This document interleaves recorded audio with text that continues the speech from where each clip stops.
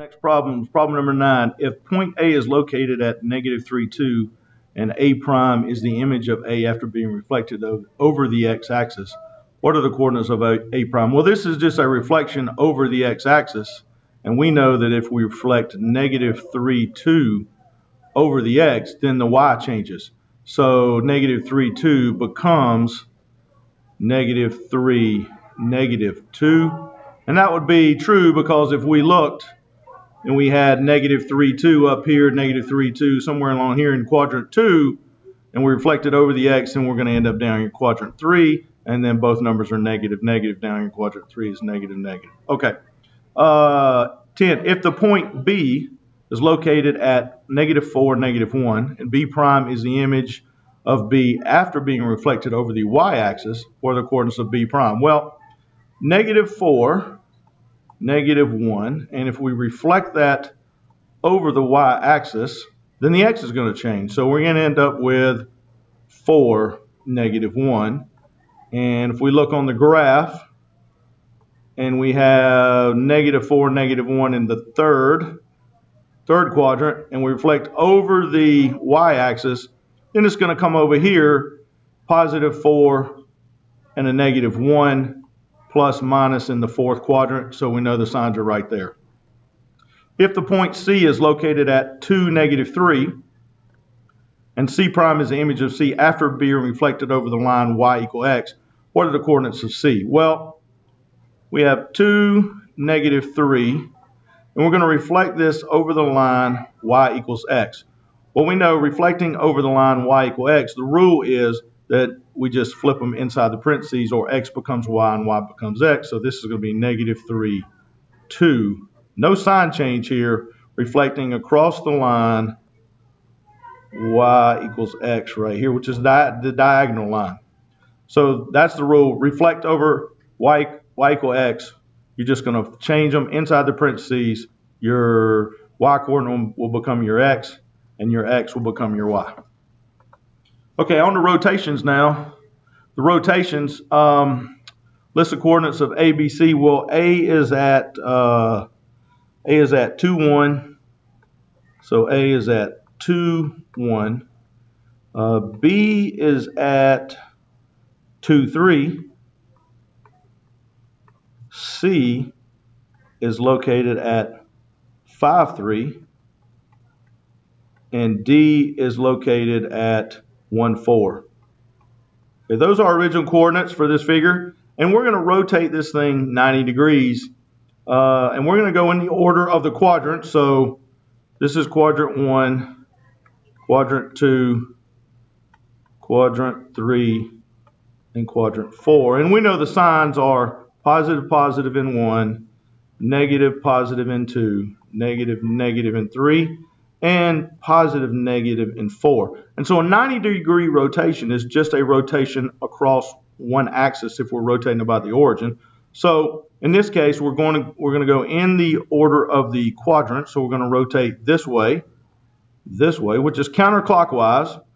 And the rule is anytime we cross over an axis, be it the x or the y, then inside the parentheses, the coordinates just change places. So in this case, A prime will be 1, 2. Okay, B prime will be 3, 2. And C prime will be 3, 5. D prime will be 4, 1. Well, we're not finished there. Once we just switch the order inside the parentheses, then we also need to go and find out, well, what quadrant are we going to end up in? A 90-degree rotation from quadrant 1 puts us in quadrant 2, and our signs in quadrant 2, we should have a negative x and a positive y. So we just go back and negative here, negative there, negative there, and a negative there. And then that would be our reflected figure, or excuse me, rotated figure, 90 degrees, starting in quadrant 1, going into quadrant 2. Next problem. Okay, this one we're going to rotate 180, and we'll start with the same original point. So A is going to be 2, 1. B will be 2, 3. C will be 5, 3, and D is going to be 1, 4 again. So same figure we started with a minute ago. This time we're going to go 180. So in order to go 180, we must cross two axes. Again, this is quadrant 1, quadrant 2, quadrant 3, quadrant 4. This is going to be plus minus here, plus on the signs here, minus plus here, and this is going to be negative, negative there, okay? So crossing two axes, 180. In order to go 180, we have to cross two axes, so we're going to cross this. That's 90, crossing the Y. And then we got to cross the X down here to get to 180. So into quadrant 2 gives me a 90. Down here in quadrant 3 gives me 180. And you'll notice that all 180 rotations really are diagonally. They end up diagonally from where they start. And so we apply the rule again. A prime, B prime, C prime, D prime. Now the rule was if we rotate every time we cross an axis, we change positions inside the parentheses. So when we do our first 90 degree rotation, the 2, 1 becomes 1, 2. But when we do another 90, it goes back to its original 2, 1. And then the same thing. So on a 180 rotation, the coordinates are basically going to be the same numbers. And you just apply the sign to the quadrant you end up in. In this case, we're going to end up down here in quadrant 3.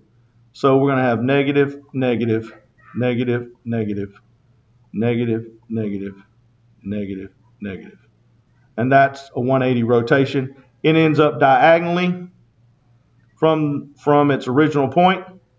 The other thing you need to know is that a reflection across both the Y and then the X will also put this figure into the third quadrant, and it will be the exact same transformation as a 180. So a reflection across two axes, it can be the Y then the X, or it could have been the X and then the Y if we went the other way.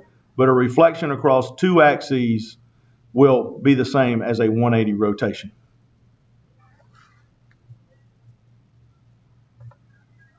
Now, rotate the quadrilateral about ABC about 270 degrees.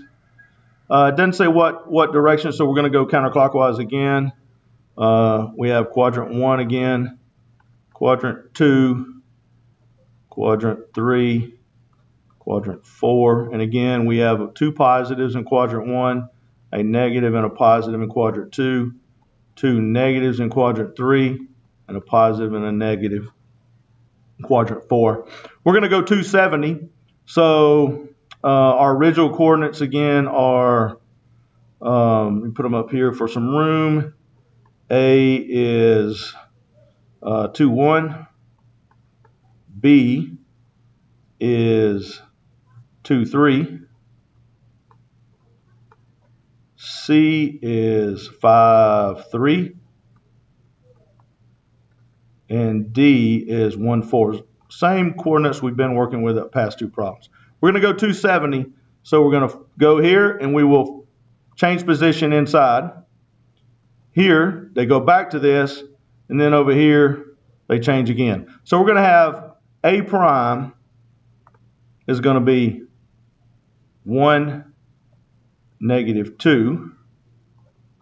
B prime is going to be 3, negative 2. C prime is going to be 3, negative 5. And that is C prime. And D prime is going to be 4, negative 1. As you can see, every time I move across an axis, I cross an axis, they change positions. I cross an axis, they change position again. They'd be the same as, the coordinates will be the same as they were in quadrant 1 here, or the original starting position, but with a sign change. And when I go the last 270 here, we cross an axis, we flip them inside or change position again, and we apply the signs for quadrant 4, which is a positive and then a negative. Okay, if point A is located at negative 3, 2,